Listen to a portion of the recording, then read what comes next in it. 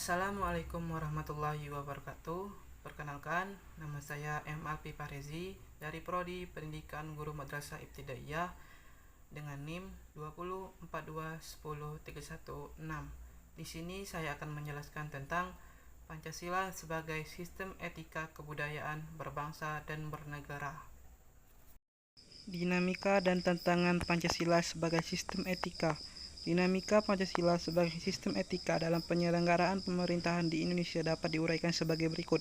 Pertama, pada zaman Orde Lama, pemilu diselenggarakan dengan semangat demokrasi yang diikuti banyak partai politik, tetapi dimenangkan 4 partai politik, yaitu Partai Nasional Indonesia, Partai Muslimin Indonesia, Partai Nahdlatul Ulama, dan Partai Komunis Indonesia.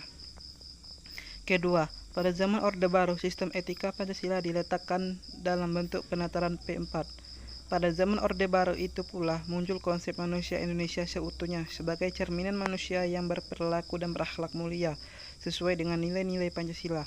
Manusia Indonesia seutuhnya dalam pandangan Orde Baru artinya manusia sebagai makhluk ciptaan Tuhan Yang Maha Esa yang secara kodratif bersifat monodualistik, yaitu makhluk rohani sekaligus makhluk jasmani dan makhluk individu sekaligus makhluk sosial.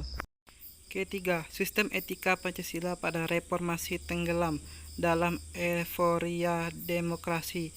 Namun seiring dengan perjalanan waktu, disadari bahwa demokrasi tanpa dilandasi sistem etika politik akan menjurus pada penyalahgunaan kekuasaan serta majhipalisme atau menghalalkan segala cara untuk mencapai tujuan. Esensi dan urgensi Pancasila sebagai sistem etika.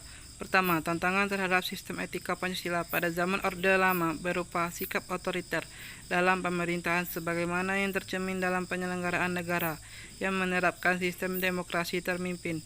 Hal tersebut tidak sesuai dengan sistem etika Pancasila yang lebih menunjukkan semangat musyawarah untuk mufakat.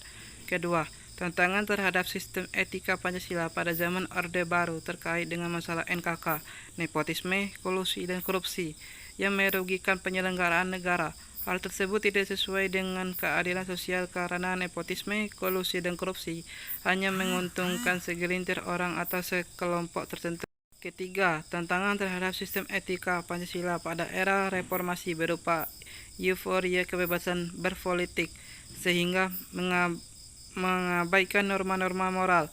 Misalnya, munculnya anarkisme yang memaksakan kehendak dengan mengatasnamakan kebebasan berdemokrasi.